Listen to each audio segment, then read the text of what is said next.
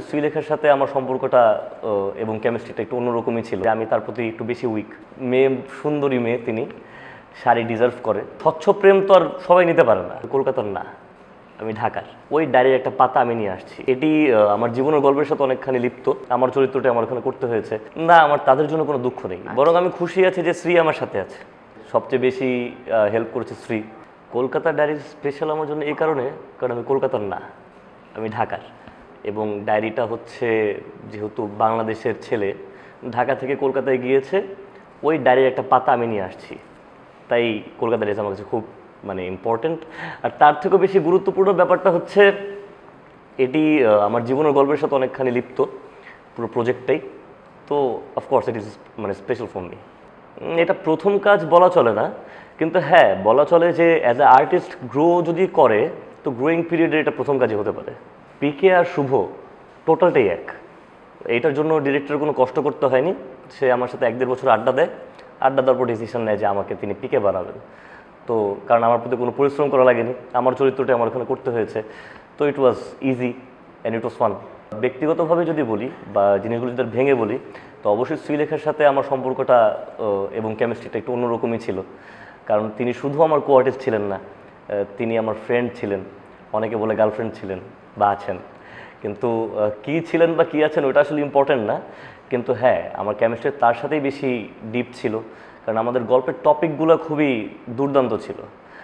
We both lost hour father. তো আমরা ঘন্টার পর ঘন্টা নিজের বাবাকে নিয়ে আড্ডা দিতেই আমরা পার করে দিতে পারি, এখনও পারি। তো আর সবচেয়ে বড় ব্যাপারটা কি হচ্ছে, স্পিরিচুয়ালিটি আরেকটা মানুষকে টানে। তো হয়তো ভাই এটা একটা বড় কারণ হতে পারে যে আমি তার প্রতি একটু বেশি উইক, বা তিনি আমাকে একটু স্নেহ করেন। এটা বড় একটা রিজন। শাড়ি দিতেই পারি। মেয়ে, সুন্দরী মেয়ে, তিনি শাড়ি ডিজার্ভ করে। আমি একটা সুদর্শন পুরুষ, তাকে দিতেই পারি। এটা যে কোনো সম্পর্ক থেকেই দিতে পারি আমি তাকে এই শাড়িটা। ব্রেকআপের গল্পটা এখন কি করব, স্বচ্ছ প্রেম তো আর সবাই নিতে পারে না। তার আর আমার যে প্রেমটা তো খুবই স্বচ্ছ, নিরেট, গ্লাসের পানির মতো, যেখানে এক ফোঁটা একটুখানি কোনো ময়লা আবর্জনা কিছু নেই। এখন স্বচ্ছ জিনিস দেখলে যদি কারো বাড়ি লাগে, ভেঙে যায় সম্পর্ক, আমি কি করতে পারি বল? ভেঙে গেল না, আমার তাদের জন্য কোনো দুঃখ নেই, বরং আমি খুশি আছি যে শ্রী আমার সাথে আছে। কলকাতা ডায়েরিজ লোকে দেখবে, কারণ প্রোডাকশনটা তো বেসিক্যালি বাংলাদেশের। তো বাংলাদেশের প্রোডাকশন যেহেতু শুটিং হচ্ছে দেশের বাইরে, কলকাতায়, আমি এবং ডিরেক্টর ছাড়া আমাদের পুরো টিমটাই হচ্ছে ইন্ডিয়ান একটা টিম। তো এটা একটা বড় একটা চ্যালেঞ্জ ছিল, যেটা পার করে ফেলেছি আমরা অলমোস্ট। হয়তো বা কয়েকদিন পরে আপনারা দেখতে পাবেন। তো এটা একটা ইউনিক একটা কনসেপ্ট, ইউনিক একটা কন্টেন্ট বাংলাদেশের জন্য, ভিন্ন ধর্মী। তো অবশ্যই মানুষ দেখবে। এবং সবচেয়ে বড় কথা হচ্ছে আমি এটা বলবো না যে খুব ভালো একটি কন্টেন্ট, খুব চমৎকার একটি গল্প, সবাই খুব দুর্দান্ত অভিনয় করেছি, সেগুলো আপনারা বলবেন। আমি এটা বলতে পারি যে কন্টেন্টটার রূপ নক্ষত্র খুবই সুন্দর, চোখে শান্তি পাবেন। কলকাতা থেকে অফার অলরেডি তো হলো একটা কাজ, অলমোস্ট প্রি প্রোডাকশন চলছে কলকাতারই। বাংলাদেশেও কাজ শুরু করেছি, কিন্তু কলকাতা না, শুধু ইন্ডিয়ার সাথে একটা অন্যরকম সম্পর্ক হয়ে গিয়েছে। বাংলাদেশে যাওয়ার পর থেকে বাংলাদেশে তেমন কোনো কাজ করিনি, দেশের বাইরে এসে কাজ করা হচ্ছে। বাকিটা আপনারা যদি দোয়া করেন তাহলে বাইরেও কাজ করবো, ভিতরেও কাজ করব। আমি অনেক আশাবাদী। আমি আশা রাখতে খুব পছন্দ করি। আশা থাকলে মানুষ জীবিত থাকে। এবং আমি এটাও আশা করি যে আমাদের কন্টেন্ট আপনারা সবাই দেখবেন এবং সবাই প্রশংসাও করবেন। আর যদি খারাপ লাগে তাও বলবেন, কিন্তু আমি চাই যে মানুষ কন্টেন্টটা দেখুক, একটা ফিডব্যাক আমি যেন পাই, যেন আমি ইমপ্রুভ করতে পারি। রাশিদের সাথে কাজ করে কিভাবে লাগবো, তো তিনি তো আমার জন্য রাশিদ না, তিনি আমার জন্য আমার রাহা ভাই। He is like a father to me actually, যেহেতু ক্যারেক্টারটা তার সৃষ্টি, তার জন্ম। এবং তিনি আমার জন্য কি পরিমাণ পরিশ্রম করেছেন এটা আমি অনেক ভালো করেই জানি, এবং আমাকে কি পরিমাণ পরিশ্রম করিয়েছে এটা সেও জানে, আমিও জানি।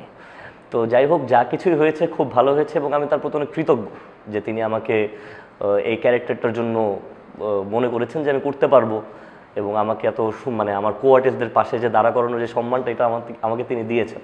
তো আমি তার প্রতি প্রতি অনেক কৃতজ্ঞ। হেল্প করেছে, কো আর্টিস্টটা তো খুবই হেল্প করেছে, সবচেয়ে বেশি হেল্প করেছে শ্রী। কারণ শুটিংয়ের আগে হচ্ছে সে আমার হয়তো একটা গ্রুমিং সেশন করেই ফেলেছিল, যেন আমার ভিতরে কোনো ভয় ভীতি কাজ না করে। আমি যেন যেই ক্যামেরার যেই ভয়টা, ওইটা যেন আমি না পাই। তো আমার অ্যাক্টিং করতেও কোনো অসুবিধা হয়নি। এমন অনেক সিন আছে যেগুলো আমরা পড়িও নি, আমরা মডিফাইড সিন আমরা করে ফেলেছি। যে সিনটা একরকম ছিল, সিনটা ওইটাই ছিল, কিন্তু আমরা ডায়লগস দিয়ে পুরো চেঞ্জ করে ফেলেছি। এটাও তো আমাদের ডিরেক্টরের কোনো আপত্তি ছিল না, কারণ জিনিসটা হলো, ভালোই হয়েছে, হয়তো আগের থেকেও ভালো হয়েছে। তাই তো আমার চাওয়াটাই হলো এটা যে আপনারা সকলে বঙ্গবিডিতে আমাদের কলকাতা ডায়েরিজ দেখবেন, আমাকে দেখবেন, শ্রীলেখাকে দেখবেন, দর্শনাকে দেখবেন, শান্তিলাল মুখার্জি স্যারকে দেখবেন। কারণ হচ্ছে একটা পরীক্ষার মানে মধ্যে দিয়ে তো গেলাম এতদিন, এখন হচ্ছে রেজাল্টের সময়। আর রেজাল্টটা কি ভালো হবে না খারাপ হবে তা আপনাদের উপর ডিপেন্ড করে। ভালো হোক খারাপ হোক, কিন্তু আপনারা দেখুন এবং ভালো খারাপ ফিডব্যাকটা দিন।